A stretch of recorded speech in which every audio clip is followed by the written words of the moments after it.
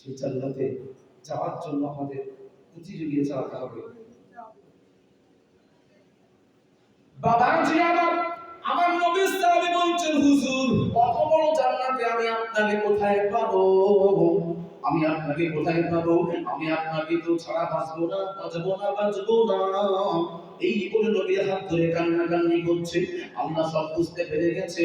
আল্লাহ জিবরাইলকে বললেন, যাও রে জিবরিল, যাও, চলে যাও। আমার হাবিবের পাগল সাহাবী আমার নবীকে হাত ধরে কান্নাকান্নি করছে। আমার নবী ছাড়া বাঁচতে পারবে না, আমার নবীকে জানের চাইতে বেশি ভালোবাসে। যাও, তুমি চলে যাও, আমার হাবিবকে ওহী নিয়ে যাও, আমার হাবিবকে তেলাওয়াত করে শুনিয়ে দাও। জিবরাইল এসে আমার নবীকে সালাম দিলেন, আসসালাতু ওয়াসসালামু আলাইকা ইয়া রাসূলুল্লাহ। আমার নবীকে সালাম দিয়ে বলছেন, হুজুর আমার আল্লাহ পাক আয়াতের কালিমাটা দিয়েছেন, সাহাবীকে আপনি সান্ত্বনা দিন। আল্লাহ জানিয়ে দিয়েছেন, ওয়া মাই ইউতিউর রাসূলা ফাকাদ আতা আল্লাহ। আল্লাহ রাব্বুল আলামিন জানিয়ে দিয়েছেন, যে ব্যক্তি আপনার আতাত করলো সে আমার আতাত করলো। ওয়া মাই ইউতিউর রাসূলা ফাকাদ আতা আল্লাহ। যে ব্যক্তি আপনার আতাত করলো সে ব্যক্তি আমার আতাত করলো।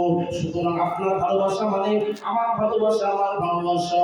আল্লাহ জানিয়ে দিলেন, হাবিব ওই ব্যক্তিকে আপনি সান্ত্বনা দিন, আপনি বলে দিন ফাউলাইকা আনআমাল্লাহু আলাইহিম মিনান নাবিয়্যিন।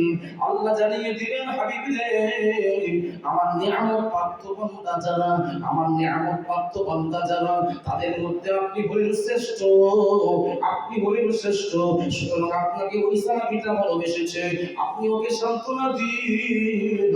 আপনি যে জান্নাতে থাকবেন সে যেন আপনার সাথে সেই জান্নাতে থাকবে। জোরে জোরে বল সুবহানাল্লাহ। তাহলে ওই সাহাবী কিসের ফলে এত বড় সার্টিফিকেট পেয়ে গেল? মহব্বতের জন্য না আমলের জন্য? জি, কথা বলেন, কিসের জন্য? মহব্বত, ভালোবাসা। আমার নবীকে বুঝে নেওয়াটাই হলো ইবাদত। নামাজ পড়া যেমন ইবাদত, হজ করা যেমন ইবাদত, রমজানে রোজা রাখা যেমন ইবাদত, দান করা যেমন ইবাদত। বাবাজি আমার নবীকে বুঝে নেওয়াটাই হলো ইবাদত। আমার নবীকে আগে বুঝুন, তারপরে মসজিদে গিয়ে নামাজ পড়ুন, তবে ওই নামাজটা কবুল হবে। না হলে আমি নামাজ পড়ছি, আমার মনের মধ্যে ময়লা আছে, ময়লা বলতে কি আমরা মনে করছি নবী মারা গেছে, নবী হায়াতুল নবী নন, নবী আমাদের মতো, নবী মাটির তৈরি। বাবাজি আমার এই সমস্ত বিশ্বাস আমাদের মনের মধ্যে বাসা করে আছে। এমনকি নবীকে যদি সম্মান দিতে হয়, আল্লাহ তো বলেছেন, কত আসরিহু ওয়া তুআকিরুহু ওয়া সাব্বিহু বুকরাতাও ওয়া আসীলা। আল্লাহ বলেছেন আমার নবীকে তাজিম দাও, তাজিম করো, সম্মান করো। সুতরাং বড় ভাইকে যেমন সম্মান দিই, আমার নবীকেও তদ্রূপ সম্মান দেব। এই বিশ্বাস, এই আকীদা আপনার মনের মধ্যে বাসা বেঁধে আছে। আর আপনি নামাজ পড়ছেন, তাসবিহ পড়ছেন, হাটে বাজারে তাসবিহ পড়ছেন, লোক দেখছে।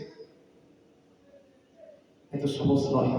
আপনার ওই আমল আপনাকে নাজাত দিতে পারবে না। নবীর মহব্বত যে আমলের মধ্যে আছে সেটাই আপনার জন্য নাজাতের কারণ হয়ে দাঁড়াবে।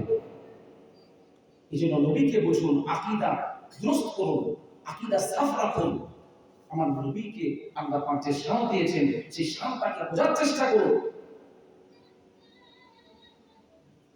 বাবাজি আমার নবীর বড় সাহাবী আবু বকর সিদ্দিক রাদিয়াল্লাহু তাআলা আনহু বলেন, ইয়া রাসূলুল্লাহ, ইয়া হাবিবাল্লাহ, হুজুর আমি আবু বকর, আমি একদিন নয় দুদিন নয় 3 দিন পর্যন্ত আমার পেটেতে খাবার যায় না।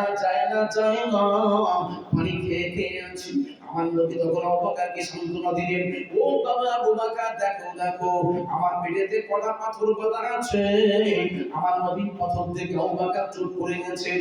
আবু বকর একটাই কথা বললেন, ইয়া রাসূলুল্লাহ, ইয়া হাবিব বলল, হুজুর আপনার দেখার পরেতে আমার পেটে যে ক্ষুধা তাড়না ছিল, আপনার দেখার পরেতে আমার পেটের ক্ষুধা নিবারণ হয়ে গেছে।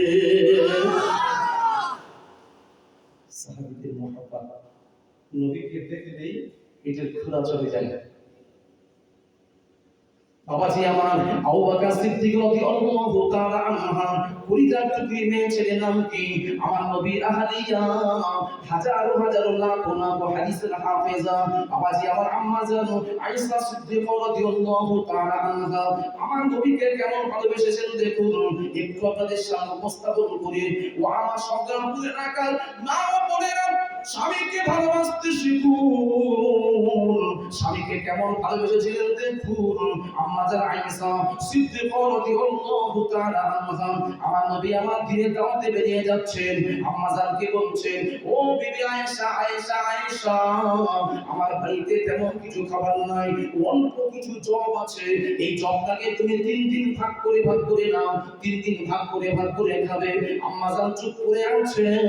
এবার আমার নবী যখন চলে গেলেন, আম্মা জানকে বলছেন, বিবি গো, আজ